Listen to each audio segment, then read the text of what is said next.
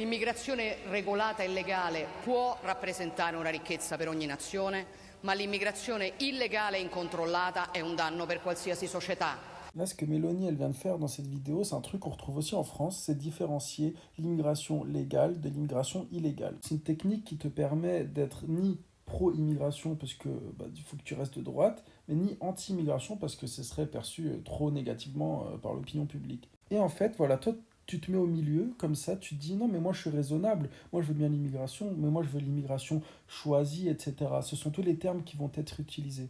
Et donc l'immigration illégale va être criminalisée. Et on va utiliser, comme en France avec les OQTF, Mélanie va utiliser des cas sordides d'immigrés italiens illégaux qui ont tué, assassiné des jeunes filles italiennes pour dire tous les immigrés illégaux, vous rentrez chez vous.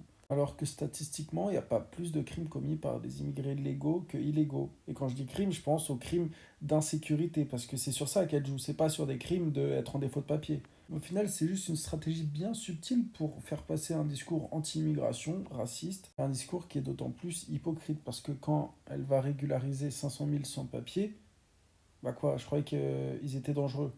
Et d'un coup, ils le sont plus, juste parce qu'ils ont leur titre de séjour.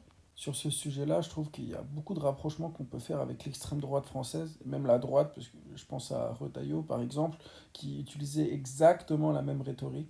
Et c'est un argument qu'on va retrouver aussi sur les réseaux sociaux de tous ceux qui défendent ces partis d'extrême droite, qui vont se dire non mais moi je suis pour l'immigration choisie, etc.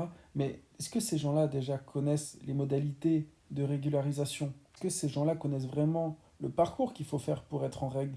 Est-ce que ces gens-là connaissent vraiment la politique migratoire du pays d'accueil? De quelle manière on va accorder des titres de séjour? Les critères? Le pays d'origine de l'immigré? Non, tout ça, c'est jamais vraiment débattu dans le discours politique. C'est resté volontairement flou pour séparer l'immigration en deux catégories, les bons et les mauvais.